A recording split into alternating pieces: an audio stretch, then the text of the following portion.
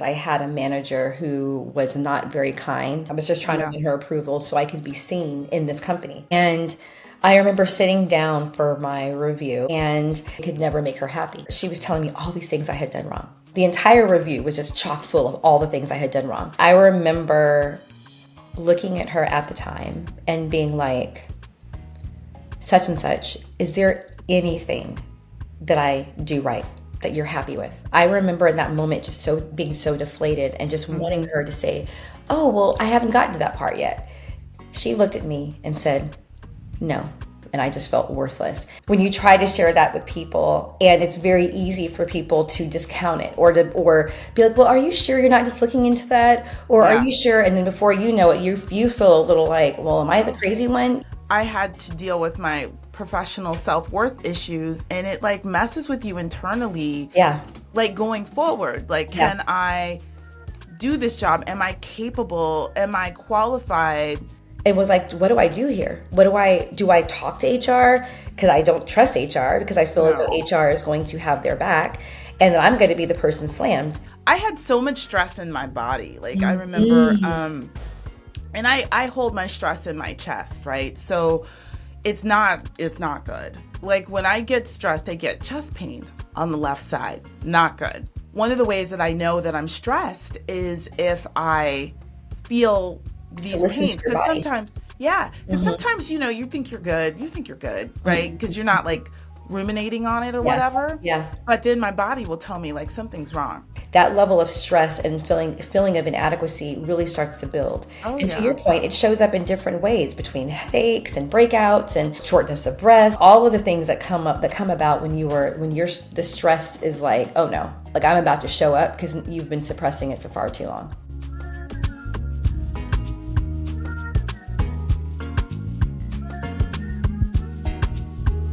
Hey everyone, welcome to the Coffee No Cream podcast. My name is Erin Braxton. I am the host of the podcast. And here on Coffee No Cream, we share what I like to call coffee no cream moments, those things that happen to us Black women in business just because we are Black. Today, I have a really fun guest, Michele Forbes. And Michele and I go way back because she used to be my intern when I worked in the advertising agency, but this girl has been kicking ass and taking names ever since. And we talk about accountability. We talk about a lot of things. We talk about being in situations where the microaggressions are real. We talk about feeling alone as the only Black woman or person of color in the space, and when there's no one to go to for a refuge or help or counsel. These are the things that a lot of us Black women deal with when we go into corporate America, when we are in certain positions, when we don't have anyone around us that looks like us, and we don't have anyone to advocate for us. What is the solution? What do we do? I know as a young African American starting off my career in an advertising agency, I had the same situation. I'm not going to say I was the only Black person in the agency. I wasn't. There were other Black women, maybe not when I first started, but there definitely were some that got hired. But I definitely felt microaggressions. I felt things that were happening to me that wasn't the experience of my white counterparts. And there was really no one to tell. There was nothing you could do. What do you do in a situation? How does it all play out? How does it end up? If you're not in a position where you can quit your job or you can walk away, not just emotionally, but financially, you can be in a really hard situation. And it is hard to pivot and turn and change and figure out what your next step is. Maybe the answer is you're not necessarily supposed to be in that position, but do you have the strength and the foresight to pivot and to make a different move and make a different decision professionally? We also talked about feeling a sense of lack when it comes to your abilities and your self-worth, when you're put in certain positions and we're not given the promotions and we're not given the positive feedback and reinforcement. We're not given those things. And it really takes a toll. It can take a toll on you physically. It can take a toll on you emotionally and mentally. I know it took me many, many, many years to realize that the chest pains that I so often feel, I get chest pains when I'm really, really stressed. And, when I was young, this started when I was in college and I was young. I went to the doctor, they hooked me up to the EKG machine and, they quickly said, you're fine. There's nothing wrong. They said, you're fine. There's nothing wrong with you. I had yoga instructors tell me, oh, you pulled a muscle.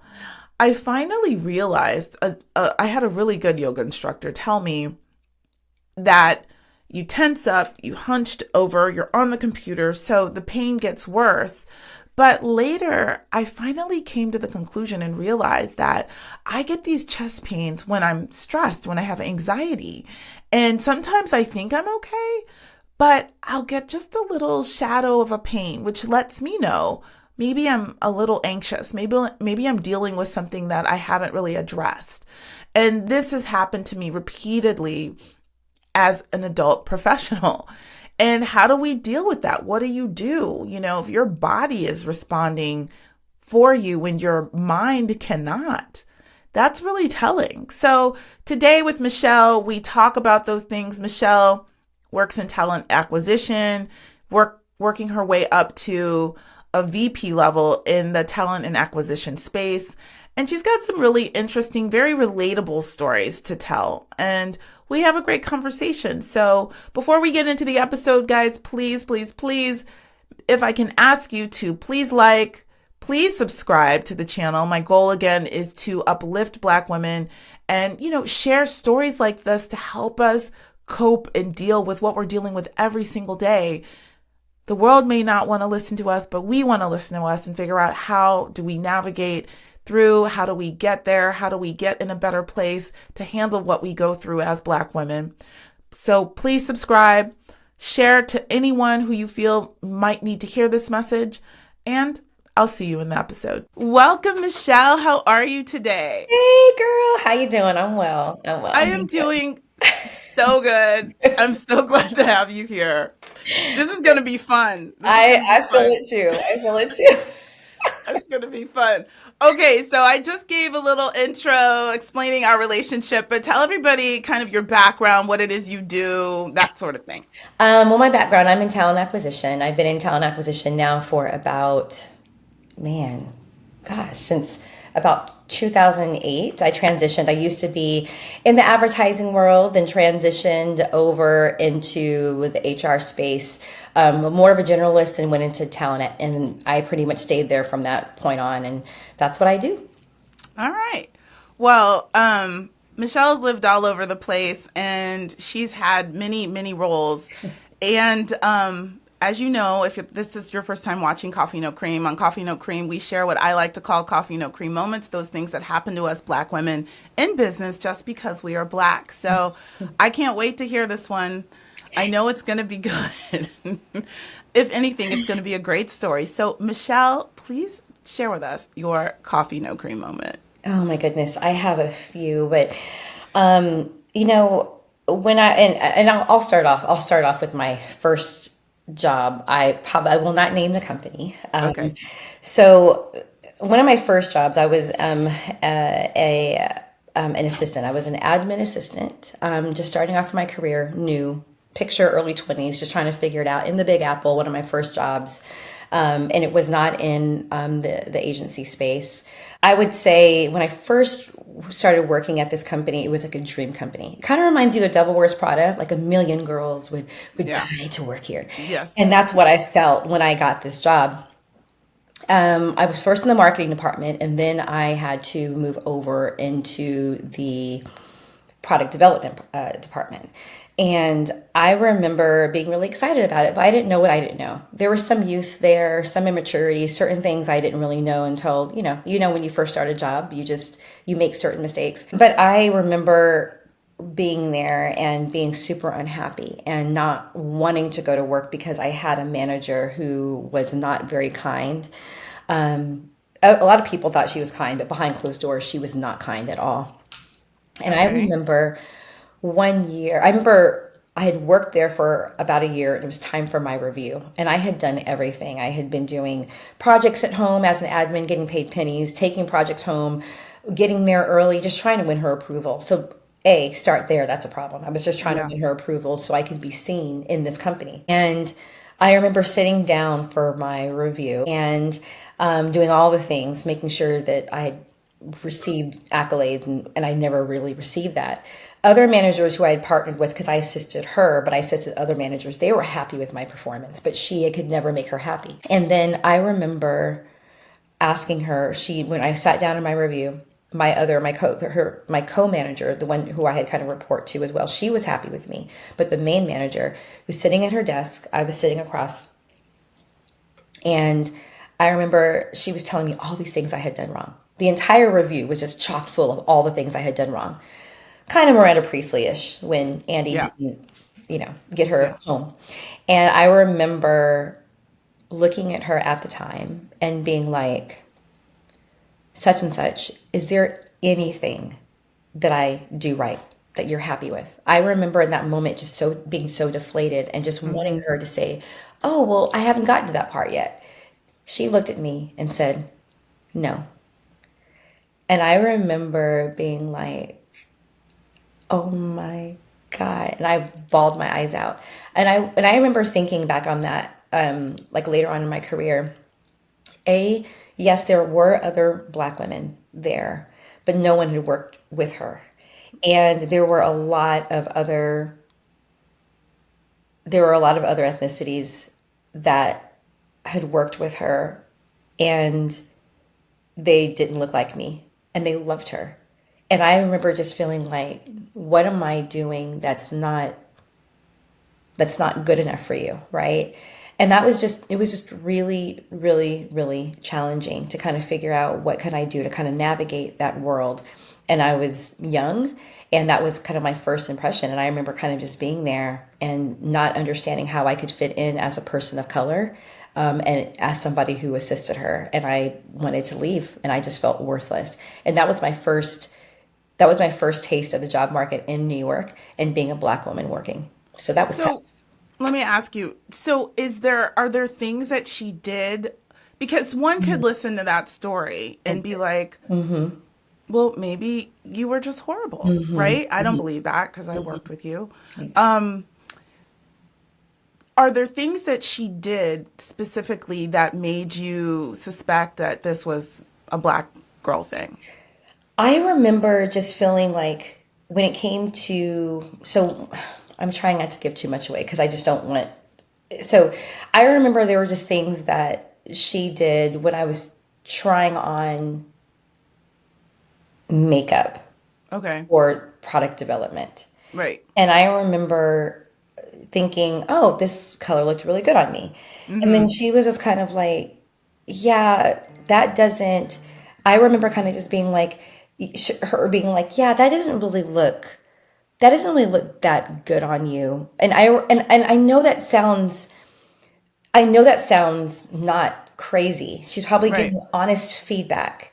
But I remember other people who didn't look like me and feeling as though like I just felt like I did not belong. Like I didn't feel a sense of belonging in that group. It was kind of like there was a certain level and a certain type of beauty that Mm-hmm. she saw. And it was kind of like when I was put into her world to assist her, it was kind of like she treated me as though I was the I was just kind of like, all right, well, I guess I have to take you. And that was why I was constantly trying to get her approval. It didn't really feel as though she was happy about me being there. When I would go and I would try to help her with, certain projects, there would always be like something that would be nitpicky. But if somebody else came to help her, it would be like, oh, like this is great. And I would be like, what? I just did that, stayed up all night and just constantly seeking her approval. So it was kind of like and nobody looked like me. That's the other thing. I Yeah. keep Yeah. saying that. So it was a challenge to get over that hump, and I never did. Yeah. Yeah. I did an episode with Monique McKinney and we talked about we were talking about performance reviews. Mm. And, my first performance review that I had at the agency I worked at was trash. Mm-hmm. And I did some research and dug around. And have you ever heard of the broken rung theory? I haven't. Mm-mm. Okay, so the broken rung theory, it is a concept that, we always think there's this glass ceiling that we have to like break through, right? But as Black women, we have the most issues getting that first promotion. So getting through Mm. on that first rung on the ladder. Mm-hmm. So it's harder for us to get that first promotion. So when you said, you sat down and you were, I guess you were trying to get promoted or get to the next level or Mm-hmm. Mm-hmm. whatever. Mm-hmm. That's very real. I mean, that's Yeah, it felt as though many times there was a certain level. I was just trying to seek a certain level of acceptance, and I never received that. And it's such a long time ago. It's kind of hard for me to have clear examples. So, because like to your point, anybody could apply that to them and be like, well, maybe you yeah, just are a crappy worker. But it's tough too. It's like when you're in a situation like that, when you try to share that with people, and it's very easy for people to discount it or be like, well, are you sure you're not just looking into that, or are yeah. you sure? And then before you know it, you feel a little like, well, am I the Oh, crazy one, and I remember throughout that entire time feeling like this is so crazy. So when I ended up leaving, there were a lot of other people who people of color who connected with me, and they were like, yeah, this place is crazy. Da-da-da-da-da. I don't feel connected. I don't feel this. I don't feel that. I feel like, no one really sees me. And I remember just being like, at the time before DEI really was DEI, I sure. remember at the time just feeling like, and y'all called me crazy. You know what I mean? This kind of Right. like, it sucks, but I would try to be there for them. But I also was like, well, welcome. I'm glad you are now, I hate that you have to go through this, but now you see what I have always seen and what I was Oh, dealing with at the time. oh, I totally get it. I Hmm. felt like that. And who could you really tell? Like, Right. at my first job where I got the bad reviews or I was constantly being picked apart and people were being hired in after me and getting promoted before me. All those things, and you're just like, what more can I do? What more can I do? Hmm.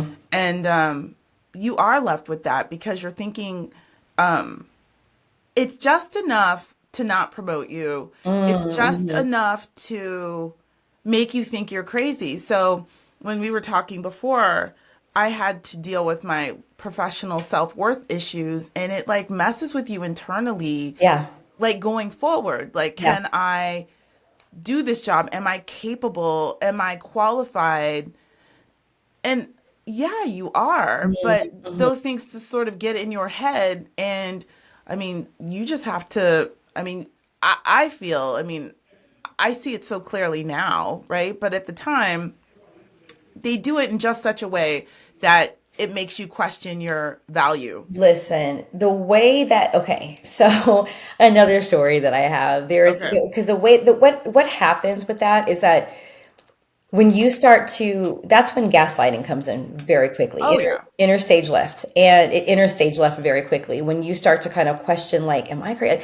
There's nothing worse than that. There was another job that I had, pretty senior role that I had, and I remember talking to my leader, and they were like, and I'd probably been there now for about 2.5 years, about two Hmm. years. And they had told me, yeah, well, when you started this position, it's like, when you interviewed, you just had such a level of like confidence. Like your confidence was just so high. It's like now it's just so different. And I'm like, the way you have dragged me, like, and Yeah. I literally was like, well, and I found myself trying to show, like, no, I'm so confident, or, I felt that I needed to kind of show them, like, no, I'm fine, like, there's nothing wrong with me. But it was almost like they were sharing with me, like, I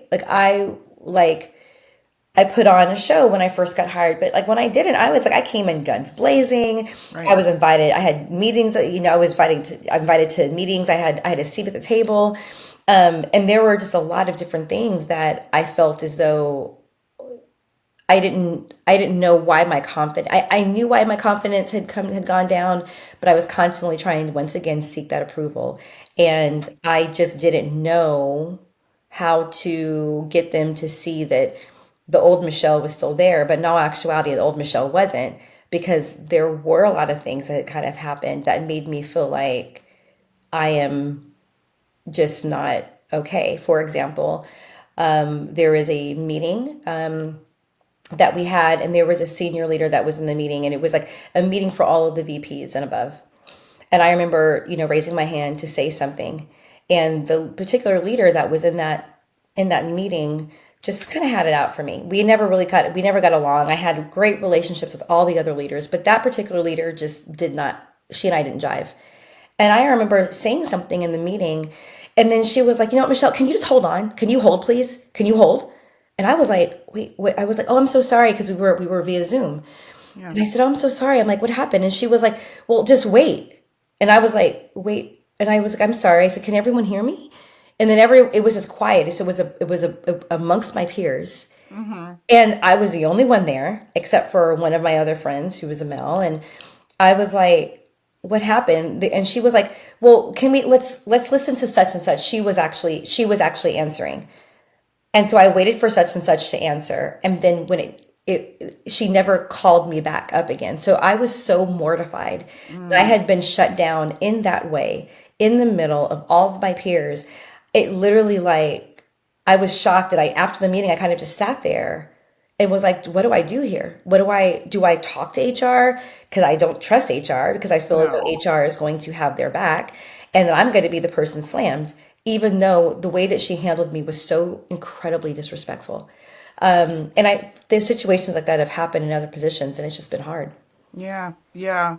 I feel like when I left my coffee no cream moment client, the Toyota people, the Lexus Toyota people. I remember talking to my therapist about this. And similar to what you were saying, it's like she said, "You're so busy." Because I knew it was coming, Yeah. when they brought the hatchet man in, who, the kid into, like, he's like, I'm going to fix everything, know anything about running business, anything. And I knew it was coming, but my therapist said to me, like, you're so busy trying to prove to them that you can do the job. Like, it's Yeah. like you're just so busy trying to cling to this bullshit, really. You Yeah. know what I'm saying? Like, that you've already done that. Like, you've already done all these things. And I had so much stress in my body. Like, I remember, Mhm. and I hold my stress in my chest, right? So it's not good. Like, when I get stressed, I get chest pains on the left side. Not good. Oh, And no. yeah, it's not good. So one of the ways that I know that I'm stressed is if I feel To these listen to pains. your Because body. sometimes, yeah, because Hmm. sometimes, you think you're good, right? Hmm. Because you're not like ruminating on it or Yeah. whatever. Yeah. But then my body will tell me like something's wrong. And I Hmm. remember I went to a conference. I tried to take one day off from these people. And the stress in my body wasn't just in the front this time, though. It had gone through. It was like I was feeling it in my back, like all Oh, the way gosh. through. Yeah. It was so much tension. Hmm. And when my therapist said this to me, it's like I was trying to prove Hmm. to them. And I'm like, first of all, they've brought in somebody ill-equipped, unqualified, other than the fact that he's this woman's son, Yeah. to even be talking to me, Yeah. right, Yeah. about this. Yeah. And, I'm so worried about making sure that they see what I've done. Listen, I've carried you guys for 11 years, right? Mm-hmm. So it does have a way of getting in your head. And I Oh, think yeah. when you're in these positions, it just works on you, right? Like, and until you're away from it, you can't even see Hmm. it. Hmm. But, we're so desperate to hold on, and what are we really holding on to? Uh, Oh, a diseased body, totally. mental issues, all of the things. Absolutely. I would definitely say, I think one other time I had a situation where I had been looking for an EVP, Hmm. and I had busted my butt trying to find this EVP, like day and night. It was very specialized, all the things. And it was like I had found this person, screened this person, did all the things, but because one of the senior leaders in the company knew this person, they refused to give me the credit. And I was like, and I was seeking them to be like, Michelle, great find, really hard, blah, blah, blah, blah. But it was like, oh, well, I know this person. But I'm like, but you didn't reach out. If you knew it, this person, you should have reached Right. out to this person. You should have engaged in conversation. But they refused to give me the credit. And I feel that so many times in situations like that, we're working so hard, we're doubling down, we're trying to get seen, we're trying to do all of these things, and that level of stress and feeling of inadequacy really starts to build. Oh, And to yeah. your point, it shows up in different ways between headaches and breakouts and shortness of breath and just all of the things that come about when the stress is like, oh no, like I'm about to show up because you've been suppressing it for far too long. Is that It's what you way too much. experienced? Oh, absolutely. I Yeah. started to deal with a lot of migraines. I started to deal with shortness of breath, depression. I hated that. Like, what do they call Sundays? Sunday. It's called Yeah, because Mondays you gotta work. yes, all of Yes. it. And Yeah. knowing that's coming, and knowing that it's not like you're in an environment that's welcoming and loving and understanding. They say that, but it's not that. Or you have a Right. company that's saying, at the time when DEI was the buzzword, oh, we Mm-hmm. really believe in cultivating, stronger relationships and DEI. We stand on this and we stand on that. And it was cool to do it until it wasn't, right? So I'm really thinking that you had people advocating for you, and in all actuality, it was just a buzzword to fill so people could look at them in a more favorable way. And it's Yeah. not really being acted upon, but instead you're still being separated, but in a most diabolical way. Yeah. It's like you work your ass off and nothing you do is going to get you where maybe your white counterpart is. Absolutely. It's just like nothing you do. Hmm. You spoke about advocating, Hmm. and this came up. I actually had a comment on the last podcast because we were talking about my friend who's a nurse, and the black patient did not want to work with her because she was Hmm. black. Hmm.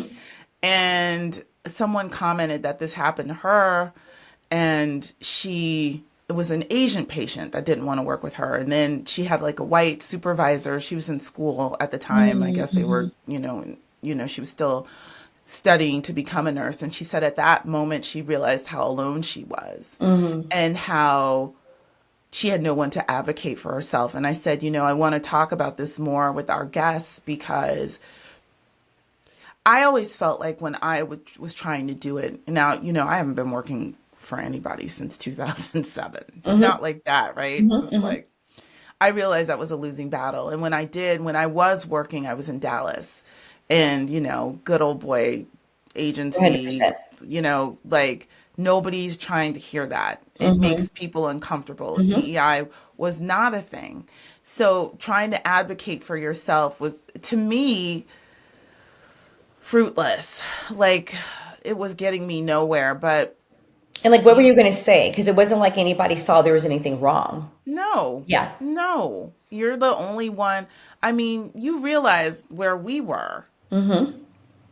For a time, I was the only black female on a professional career track. I'm talking about aside from billing, aside from reception, of 700 plus people at that place when we Aside were from there. just operations, right? You were like Yeah. on the track when it came to actual billable accounting. Yep.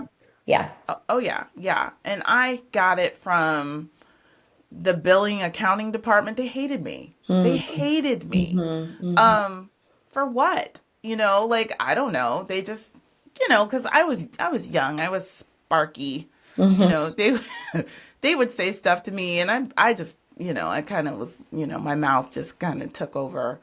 But yeah, one time this guy, I got in a car accident out in I don't know if I ever told you that. I got in a car accident I remember it. It was, out in LA. oh, no, no, no, you didn't tell me that. Okay. I Yeah. got in a car accident out in LA. And I was out there for business. I was renting a car. We had all the insurances.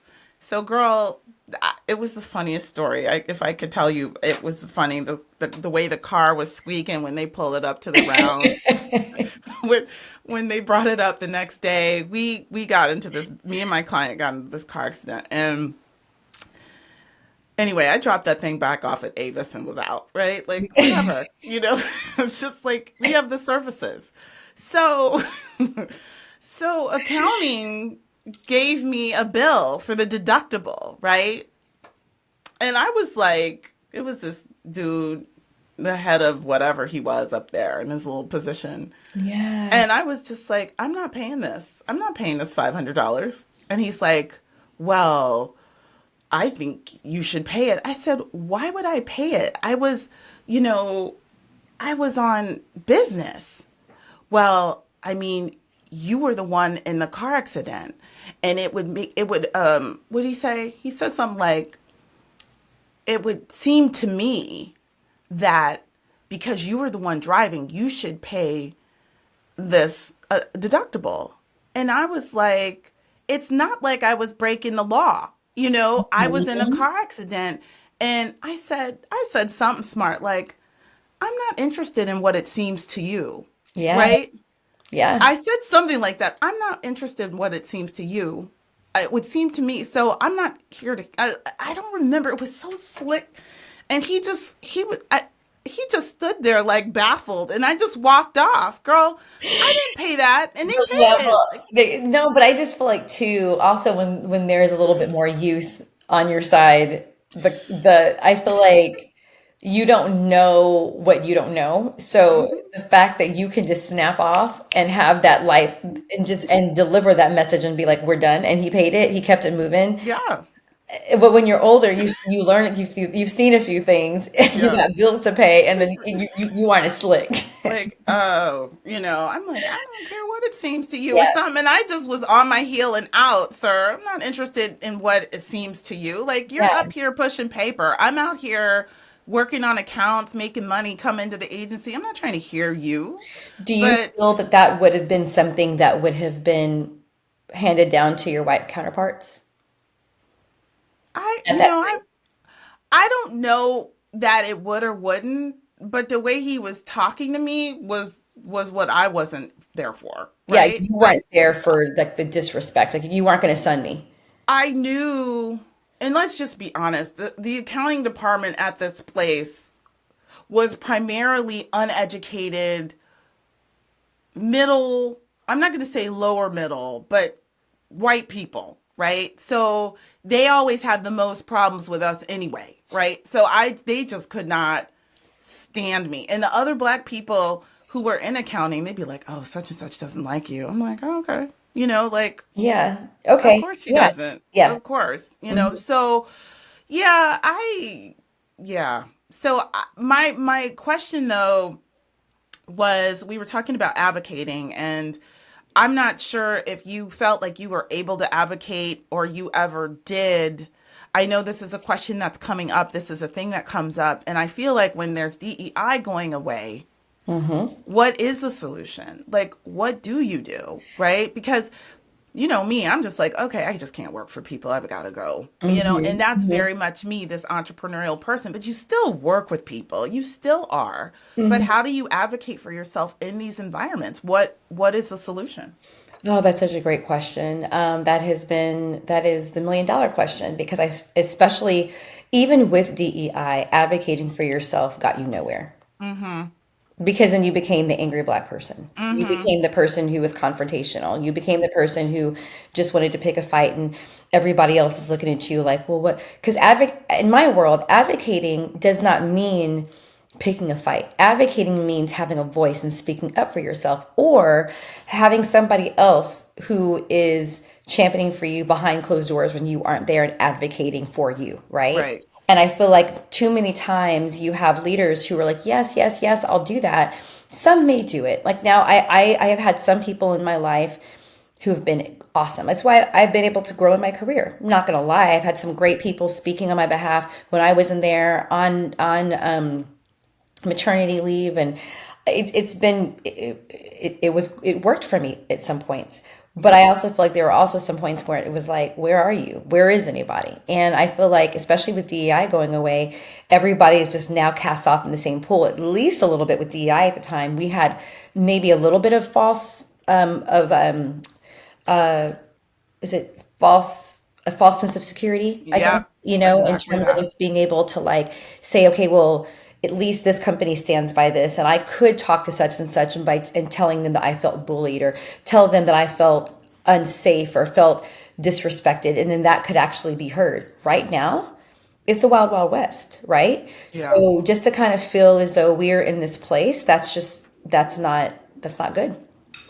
I feel the only thing, the only recourse people really have, and you have to walk away from a position at this point, is social media, Mm-hmm, right? mm-hmm, mm-hmm, Which is a beautiful thing sometimes. mm-hmm.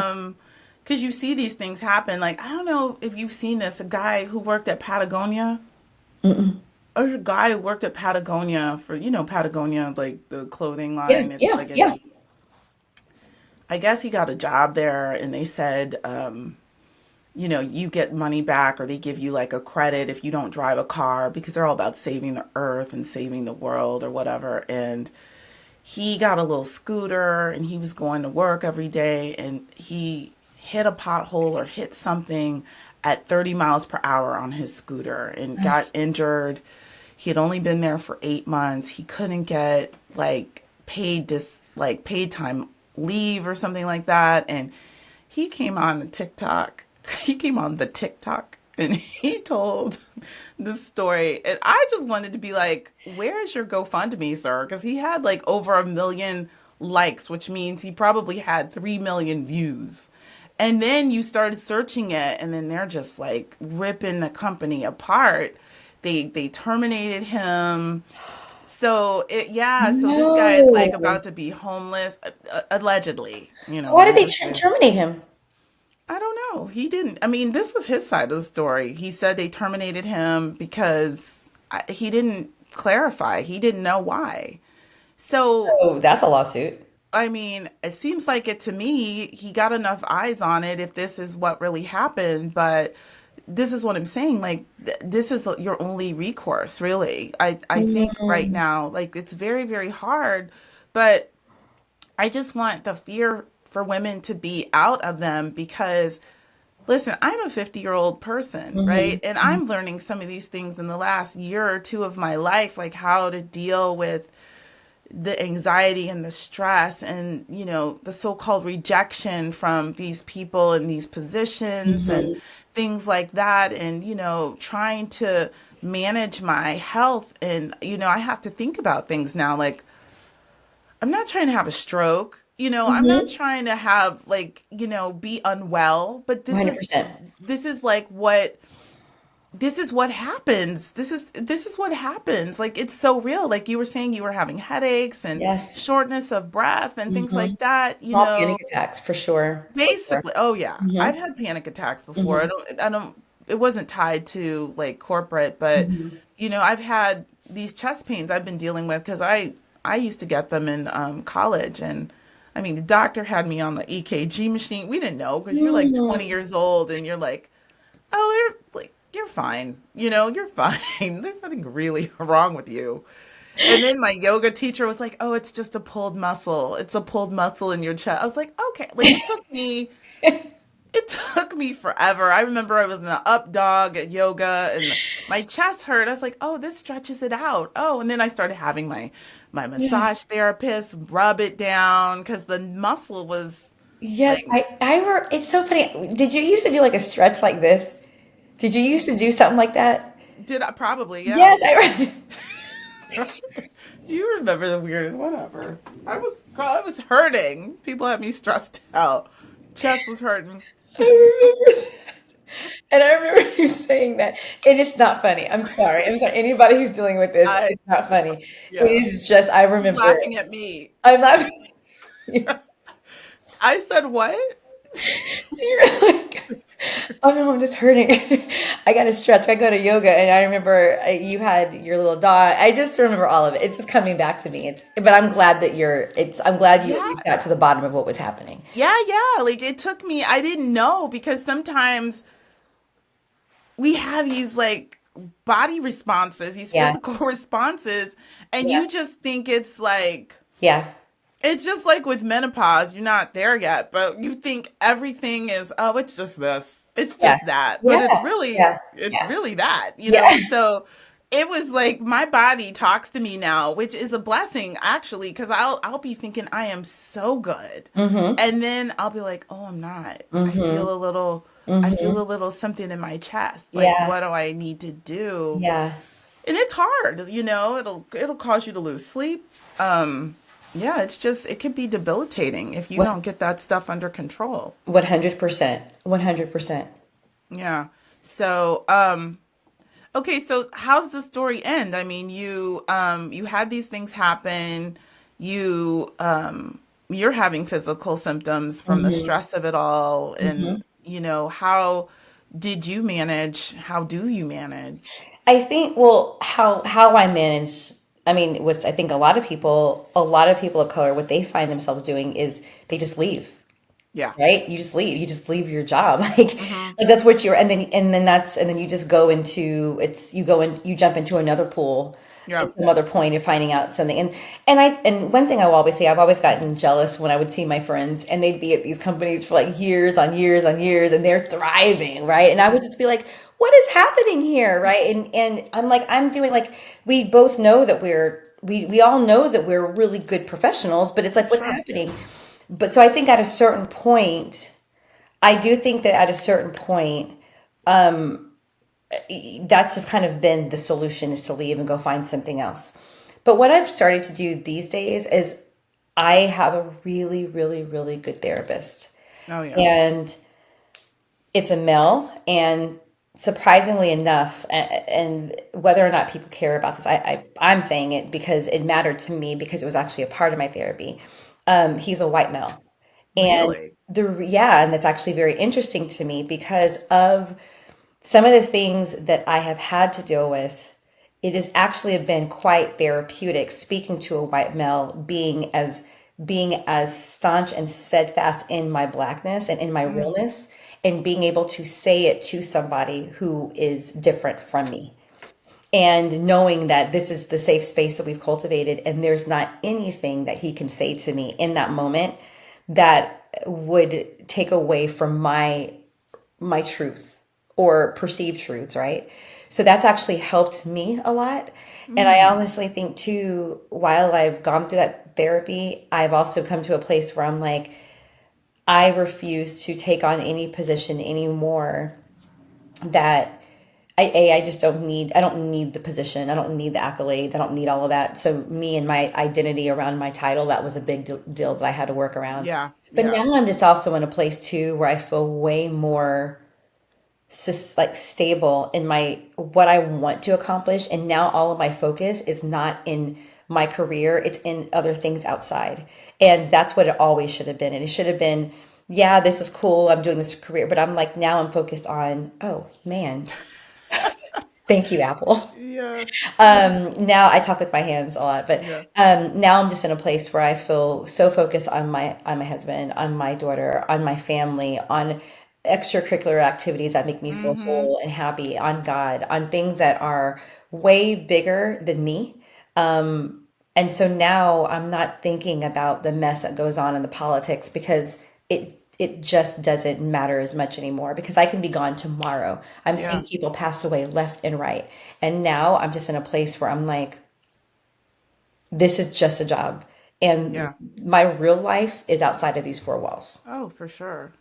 And I'm getting to a similar place. You know, I think when you're younger, you're like, I'm gonna go out here, and especially if you have any level of ambition in you, Hmm. any amount of ambition, Hmm. and you're like, I'm gonna go out here and I'm gonna conquer the world, and Paint I'm this gonna town be red. a Hmm. millionaire and all of this, you know. But really, once you get into your peaceful place in your creative space, Hmm. that's when all that stuff can really come together for you. Yeah. You know, when you're stressed out and dealing with toxic, crazy people, I have this one friend. I honestly, she's being abused at work for years, right? Hmm. And I think women, she's a brown girl, not a black girl, but I think, and I've heard this recently about how we're so used to being talked to in a certain way and handled in a certain way from a trauma standpoint, just growing up, Mm, what we see, that we tolerate it, we stand in it, we deal with it, and that's just, yeah. Yeah. and I honestly sometimes I love her to death, but I cannot listen to her talk any longer about Mhm. her job. I'm going to do this. I'm going to do this. Girl has started a million companies. I have built several websites for her that she has never finished because she's going to That, get out. She's yeah. going to go and she's going to do, and I think she's just so afraid to leave. Like she's so afraid that she's going to end up like homeless under a bridge, Yeah. which is not going to happen. People are so afraid of leaving that check, and that is exact. It's like it's the stability, and like I was saying, it's the false sense of security. Like we're not False. safe, and I'm not gonna lie, I got caught up in that. Like when you Yeah. start getting that check, and when you start getting mortgages, and when you start like trying to, you get a little taste of traveling the world, and that little check Mm-hmm. got you that ticket. You Mm-hmm. don't want to give up on Mm-hmm. whatever that dream is. And within 2 seconds, whether or not you're making your employer happy or not, you are a number, regardless of how many happy hours you have, and if they're a cool enough company where they have a bar in the center. It's like, who cares about the ping pong machine in the middle of the agency? Like, Yeah. it's Yeah. like the reality of it is that like you are dispensable. And the only place that you're not is at home and with yourself. And when you start to kind of reprioritize what it is you're trying to do in your own world, that is when you can start to make a difference. But when you keep staying 10 toes down and believe that whatever job you have is going to be your anchor, that's when you run into problems. And Yeah. after, this last situation that I was in, I came to a place where I was like, it's time for me to start doing some work in terms of why I feel this way, why I'm seeking approval, why I'm running after a company that may find me dispensable. And I don't want to be a part of that anymore. And it's about kind of creating my own world. Yeah. Yeah. It's like being in a bad relationship. Like Oh you're yeah, chasing someone who doesn't want you, right? 100%. And when you and for me, this is the thing for me. I'm like, I can't get a job. Like I should I shouldn't say that, but it's just like if I got a job tomorrow, I probably would get fired. I would probably But you be can't say that let about go. yourself, Aaron. No, You no, no, no, really no. wouldn't. I listen, you're gonna like this because I don't feel that's what God has for me to do. That's This is what I'm facts. saying. It never works out. Like It's fact. I'm not supposed to be Mm-hmm. doing that, right? So 100%. anything that I'm doing that I'm not supposed to be doing, he takes it away. He shows me, He shuts right? it It's down. like and it's very clear. And Mm-hmm. hindsight is 2020. When you look back and you start to be able to like, oh, I can totally connect the dots, right? Mm-hmm. Um, Even though I lost a big client last year, it's just like the level of toxicity that I am relieved from, right? From Mm-hmm. dealing with these people who are just, you know, crazy, Mm-hmm. Mm-hmm. disrespectful to each other, talking about the way they talked about each other was so toxic. Can you imagine calling your mom stupid or dumb or lazy? Like, this is a way these people would talk about their mother, family members, And Mm-hmm. I'm just like, Mm-hmm. look, if you all would talk like this about your own mama, this is not the place for me, right? Like, this is Yeah. crazy, And that kind of Yeah. energy just like leaks out. And it's like, my Yeah. whole thing is, and people say this, I'm big on energy. I'm big on energy. People say that and you're just like, shut up. No, you're not. Like, but some people really Mm-hmm. are. And energetically, that's just not where you need to be. Like, I don't think that you could be your best 100%. person, your best self, right? So yeah, I Mm-hmm. think that God just takes all things away from me. I don't know what I'm doing right now. I was like, okay, this feels like really good, really right, right? Mm-hmm. And I've gotten to Mm-hmm. the point where I'm like, I just need to be able to cover my bills while I work on That this part. next phase. I That don't part. I just need to be able to That- no, definitely. Can you hear me? I definitely that yeah, Okay, good. Yeah, it's more about this really honing in on the what's important in your world. Like Right. knowing that you're not, you don't need the latest Louboutins, knowing that you don't need to be charging up your credit card because we're living in very uncertain and unprecedented times.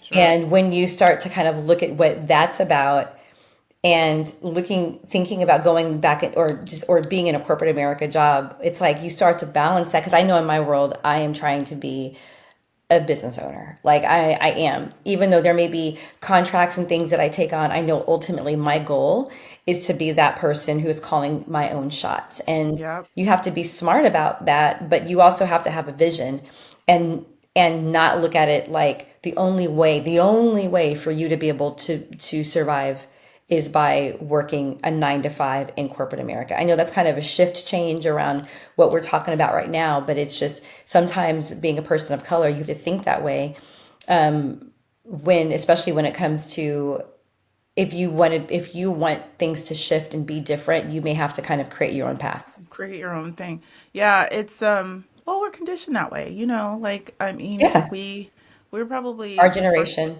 generation to do certain things, and you know, um I know that's the truth for me. Some people just aren't going to be that. Hmm. Some people are made to work for other people, some people are not.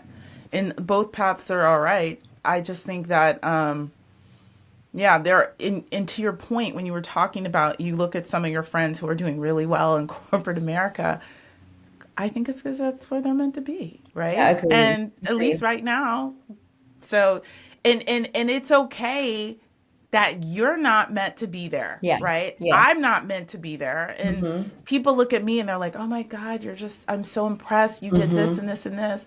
Yeah, but I'm not set up like you are, like Yeah. you could retire tomorrow, right? All the things, So 100%. it's just a different life.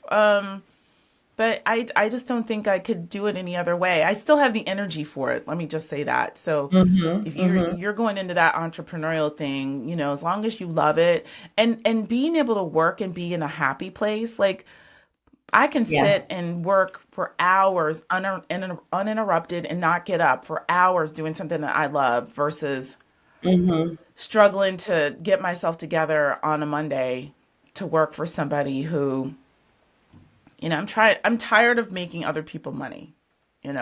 It's time 100%, to make girl. my own, right? 100%. So, Yes.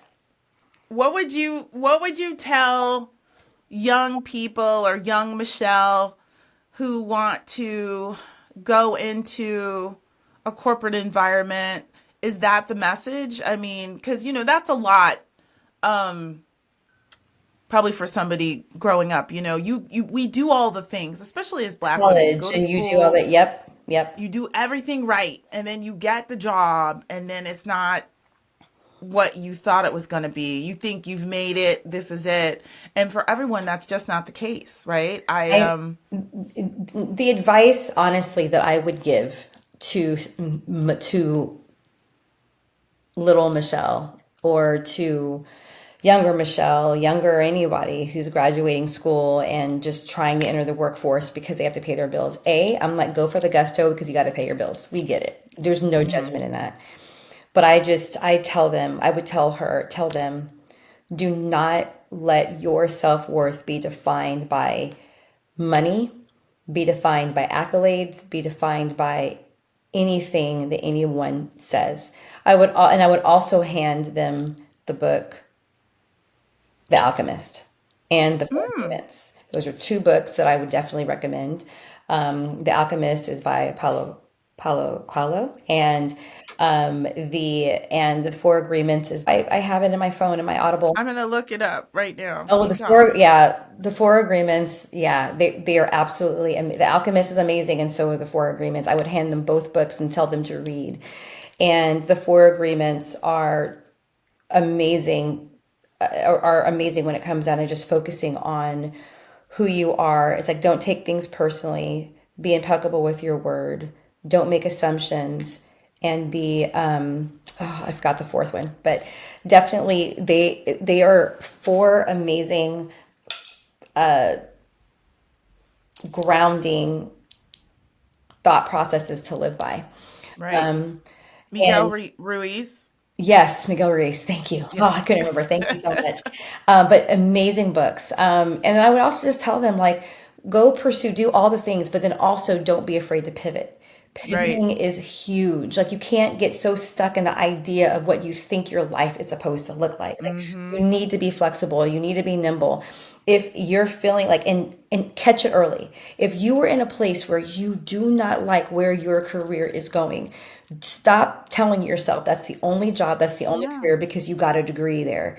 Like, you need to start to listen to yourself so you can be your happiest.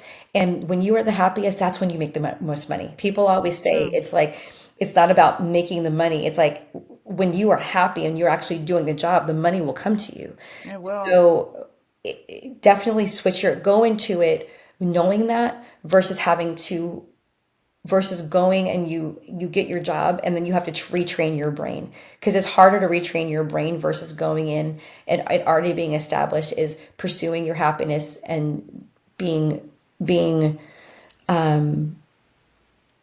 being steadfast in your thought process around what you want your life to be and making your life. And if you believe in God, whoever your God is, keep God first. Continue to know, like, seek that approval, that wisdom, and you'll never go wrong. And to piggyback off of what you said, every career that I've gotten into too, after I left college, I went for journalism. I decided I didn't want to be Black Barbara Walters, and then I went down the advertising track, and I worked in advertising for 11 years. But everything after that, I taught myself, Yeah. right? So, Yes. You're it's smart. you don't have to, it's like I don't know how to do or whatever. Nobody knows how to do anything. There are very few careers, in my opinion, that you really need a degree for. I mean, Listen, am I being honest? I mean, Come on. telling you, like, that is facts. It's actual and factual. And for anybody who's gotten their degree, like, I have my bachelor's. I never pursued a secondary degree. I never pursued my master's. And anyone who has, kudos to you. Like, that's your Yep. path, and I'm More excited power for you. to you. But for those who have decided they do not want to do that, anybody who's decided they wanted to go and develop and get a license or certificate in a trade, great. Like, that's even better. Like, you are smart. Everyone here who's listening to this podcast, you are smart, you are capable, you can do it, regardless of whether or not society says how you have achieved what you've achieved is acceptable. You just have to know it. You can train yourself, you can read books, there are YouTubes for days, there are master classes for days, you can do all the things. And there are several entrepreneurs, especially out there in the tech space. They have taught themselves Yep. all the things out in San Francisco, barely have a high school degree, and they are Yep. millionaires. And I'm not Yep. saying that's your story, but it can definitely it can be a part of your story if you allow it and stop falling and refuse to fall into what status quo is. Yeah. You don't have to take the traditional You path. don't. You can just do your own thing. I swear now it's like, oh God, if I were young now, I don't even know what I would do. Like, I feel Mhm. like there's just so much to do. Yeah. It's exciting, Hmm. actually. Hmm. Yeah. Well, Michelle, I have really enjoyed talking to You you. too. You too. It's Um, always great. I love you. I love it. I love that we have connected. It just I makes me so know. happy. Um, if anybody wants to contact you, can you tell them how, if you want to share your social? I know you said you're entrepreneurial bound. I don't know what's going on, if anything. Entrepreneurial bound, not there just yet. But you can look me. I mean, if you want to, you can reach me on LinkedIn, actually, since we're kind of Okay. talking about professional. But you can definitely look me up on LinkedIn. I'm Michele Forbes, Michelle with one L, Michele. I never forget the 1L. Yes. See, it's right there on the bottom of the screen, Michelle. And then Forbes, Forbes, Uh-huh. like the magazine. Uh-huh. Yeah. And I would love to connect with you. That's not a problem. And if there's any advice or coaching or thoughts, I'm here for it. And I'd be more than happy to connect, and we can just talk shop, because this is definitely a layered discussion point. And kudos to you, Erin. Kudos to you for Thank giving a you. platform for people of color to be able to share their stories and just to send a nice message around you're not alone. Like some of the things Right. that you're going through, you're not alone. These are all very Yeah. real things, and you're making it a safe space for us. So thank you. Thank you. That was definitely my reasoning because when that girl said I felt alone, I felt alone. I've been alone in this, I swear, since I was 6, and it's not easy. So, and real quick, Michelle, we didn't talk about where you worked. I know you don't want to say the names, but if Michelle is one you would want to talk to if you want to pursue, a very corporate or, that very career, you're very career minded. Could you tell the people the titles of your positions, Oh like yeah. what your position titles were so they understand like you're the shit and there's a reason they should want to contact you? I thank you. It was very kind of you. I would say when I first started off in advertising space, I was went more of the traditional route, more of an intern. Then I became an AAE. Then I became an AE. And then that's when I transitioned into being an HR assistant. When I switched over to HR assistant, then I went to being more of an HR generalist. And then I switched over into being a recruiter, senior recruiter, senior, I think, oh yeah, a manager. And Okay. then I became a director. And then I went from director to VP. See? VP, y'all. Very nice. So I kind of, yeah, I went more the traditional route once I got on a path, but yeah, that's where I Yeah. kind of stopped off. So yes, No, but we just need to understand the reason. It's yeah, just like, why is Michelle here? Because Michelle's the shit. That's why she's thank here. you. So, yay. Okay. Well, guys, thank you so much for joining us, and we will see you in the next episode. Bye.